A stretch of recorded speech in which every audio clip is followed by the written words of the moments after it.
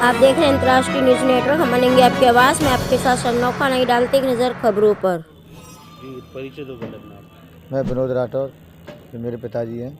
क्या बात होगी जिस वजह से एक्सपायर हो गए वो? क्या मामला था? करीब छः तारीख को उनको पुलिस उठा के ले गई आरपीएफ की।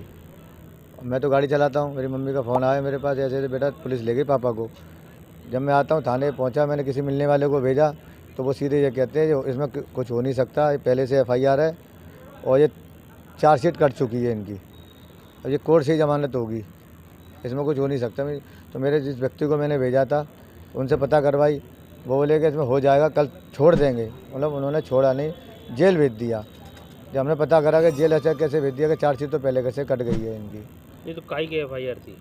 लोहे के केस में कबाड़े का काम करते थे मेरे पापा पहले से, और उन्होंने काम बंद कर रखा था। एक बंदा आया, 3 बंदे आए, उन्होंने सामान रखा और पापा ने देखा या ना देखा, 2 मिनट बाद पुलिस आ गई और पापा को माल सहित एफआईआर किसके थ्रू कराएगी है उसके अंदर? कि रेलवे का चोरी का माल लेते हैं, ये चोरी का माल बरामद हुआ है। मतलब पुलिस ने अपनी तरफ से एफआईआर करी है या फिर किसी और ये उन्होंने हमें बताया नहीं कि एफआईआर किसने करी है और कौन चोर आया, ना पकड़े गए चोर और ना एफआईआर करने वाला। चला रहा था उनकी?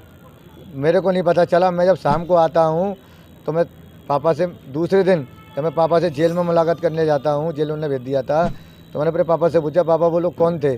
पापा ने बेटा ये वही लोग थे जो मुझे आरपीएफ थाने में मिले थे, वहीं लड़के घूम रहे थे वो, और वही मेरे सामान लेने के आए थे मेरे पास।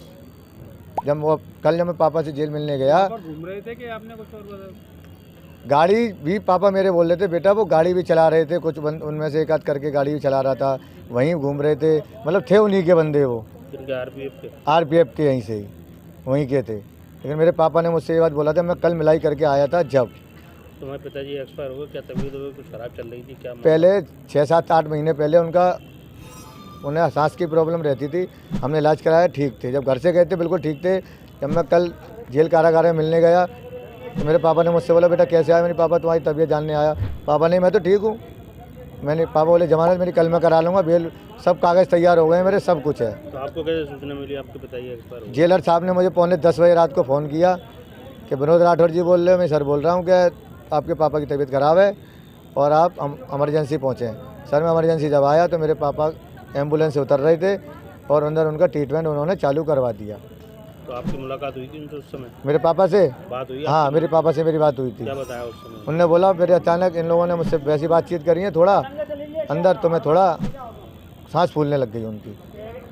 और मारपीट भी कुछ आरोप? नहीं, मारपीट की तो नहीं करी उन्होंने मुझसे, मारपीट की कोई बात नहीं करी। मैंने पूछा था पापा कुछ अपराध या दंड मतलब दिया हो, सजा दी हो, कि नहीं ऐसा कुछ नहीं। लेकिन मेरे पैर में जो दिक्कत थी, मैंने उनसे बोला 2 दिन से मेरे पैर का कोई ट्रीटमेंट नहीं कराया गया, पूरा पैर उनका आज भी सूज रहा है, बहुत मोटा हो चुका था, ना पट्टी कराई ना कुछ भी। तो मशीन भी लेके नहीं गई? मशीन उनको सांस की प्रॉब्लम क्या थी। चाहते हो आप? मैं तो ये चाहता हूँ आरोपी हैं जो गलत लोग कर रहे हैं जिनके साथ में वो ना हो, लेकिन मेरे पिताजी या कैसे भी एक्सपायर हुए, लेकिन अगर किसी और के साथ में ना हो। मान लो कि ये हर बंदा ऐसे परेशान होगा तो जनता कैसे सुरक्षित होगी? ये सिर्फ फंसाया है, ये उनको फंसाया के या जो भी किया ये उनको पता है, लेकिन जो मेरे पिताजी मुझे बता के गए थे वो मैं आपको बता रहा हूँ। ठीक है, नाम बताओ। हाँ जी, मेरा नाम राहुल राठौर है। कि जब मैं अपनी सास के साथ गया था तो एक्चुअली क्या है, जब मैंने उनसे बोला था कि पेशकार ने बोला कि रोबोट ले आइए वहाँ से, तो मैंने एक कॉस्टमैन था उससे मैंने बोला कि मुझे रोबोट चाहिए, वहाँ भेज दीजिए आप। तो वो बोले ऐसे कैसे भेज दें कि कुछ पैसा चाहिए। तो फिर उन्होंने हमसे पैसे की मांग की, 5000 रुपये मुझसे मांगे थे। और एक अनीस नाम का कोई एक व्यक्ति था, कोई वकील, उसका कॉल आया था मेरे पास, उनसे ही मिला हुआ था। तो वो बंदा कह रहा था कि दे दो, कोई दिक्कत नहीं है पैसे। तो फिर मैं मम्मी को लेके चला आया जो इतना, फिर वहाँ से फिर उसने रोबोट भेजी नहीं उन्हें। अगर वो रोबोट भेज देते ना तो कल हमारी जमानत हो जाती और आज मेरे जो ससुर हैं आज जिंदा होते। जो भी बंदा हुआ है उसके पैसे लेने की वजह से हुआ है। आज रोबोट भेज देते तो 100% बच जाते। वो रोबोट नहीं भेजी, उन्होंने चेक करके नहीं भेजी क्योंकि पैसे मिल जाए इसलिए। नहीं तो ये जो कार्रवाई हुई है जिसपे आपके ससुर के खिलाफ जो एफआईआर हुई है, इसके खिलाफ आपने किसी से कोई और कोई कार्रवाई वगैरह कुछ करी नहीं करी इसके लिए? जी होता है, अभी तो कहीं करी नहीं है। मैं इतना चाहता हूँ कि कम से कम ये लोग हैं जो थानों में जो रिश्वत चल रहा है, जो जीआरपी थाने में जो कांस्टेबल हैं, हर बात पे किसी को फंसा रहे हैं पैसे के लिए, जो कर रहे हैं आरपीएफ जो वाले हैं, ज़्यादातर पैसे के लिए उन्हें फंसाया गया है। अगर कोई व्यक्ति अगर कोई माल बेचने आता भी है तो अचानक पुलिस कैसे आ जाती है? और ये पुलिस वाले कोई भगवान तो है नहीं, रहने मालूम कैसे पड़ गया? किसी गरीब को ऐसे फंसाएंगे, ये भी देश के नागरिक हैं, अगर इनको ऐसा परेशान किया जाएगा कोई देश का नागरिक कैसे रह लेगा? मतलब प्रशासन से ये मांग है कि कम से कम इन लोगों को ये चोर पकड़े नहीं गए, वजन भी पकड़ा नहीं गया और FIR वाला आया नहीं। पापा ने बताया जो माल लिया वो माल है नहीं है।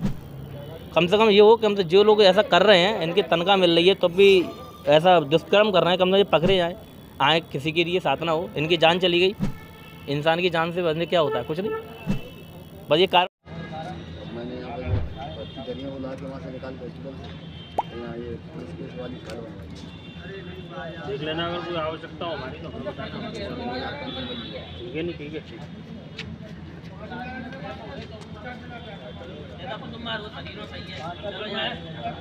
नहीं जा रहा हूँ मैं।